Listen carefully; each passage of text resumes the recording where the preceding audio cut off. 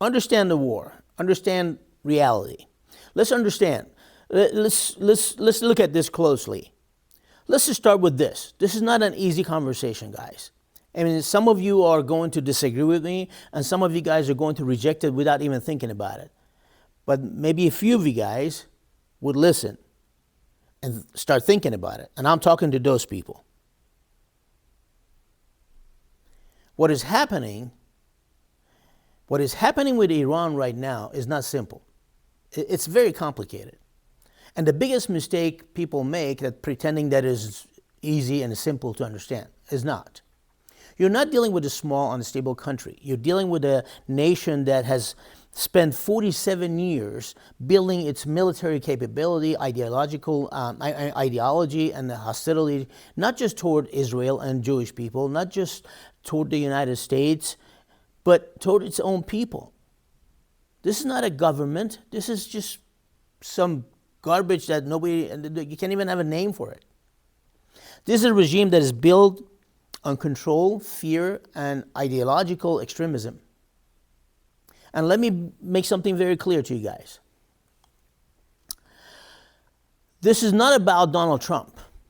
Let's take him completely out of the conversation. This is about United States national security. This is about American lives that have already been lost over decades because of this regime. If we reduce this risk to politics, you're missing the whole point entirely. You're missing the point completely. Now, the war has, been going on for about 6 weeks right now. And people are already being impatient. I mean, people are already having a hard time with that. And understandable. Because too many people have been conditioned to expect instant results in a situation that are historically complex. War is not a movie. Come on, guys. Now you're sitting and watching television for 2 hours. War is not a movie. There's no 2-week ending. And let me say something very real. In any fight, no matter how strong, no matter how powerful you are, you're going to get hit. There will be losses. There will be damages. There will be setbacks. That does not mean defeat.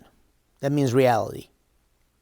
And the idea that this ridiculous narrative that somehow the United States is being defeated by the Iranian regime, that is not analysis. That is purely propaganda.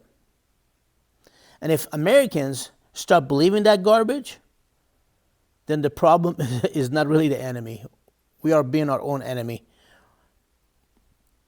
The problem is going to be our own ignorance in our own country. We cannot afford to think emotionally about this. We really cannot afford being emotional about this. You have to think strategically.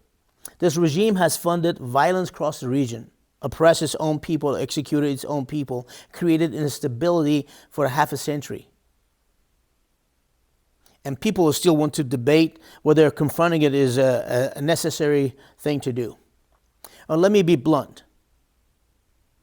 If you claim to stand for freedom and democracy and human rights, then you don't get to be selective when it's inconvenient. You don't get to ignore reality because it doesn't fit your political preferences. And to those consuming constant social media narratives, recycle opinions, and so-called experts like Tucker Carlson, who all of a sudden knows about Iran more than I do, or more than all Iranians, or Megyn Kelly, who has no idea what the hell she's talking about, or that, angry Turkish guy, what's his name? Cenk, Uygur, whatever the hell his name is. Don't listen to that garbage, guys. Think for yourself. Look at history. Look at patterns. Look at the consequences. Because if you fail to deal with the threat when you have the chance, you don't eliminate it. You don't eliminate the problem. You're just delaying it. And when it comes back by far stronger and more dangerous and a lot more costly. So my final point for you guys is, this isn't about hate. This is about politics. This is about understanding the nature of power, conflict, and survival in the real world. And whether people like it or not, the reality doesn't change just because you're not comfortable with it. So, if you do not understand the fight, you will never understand the consequences of losing it. Just remember that, and have a wonderful day.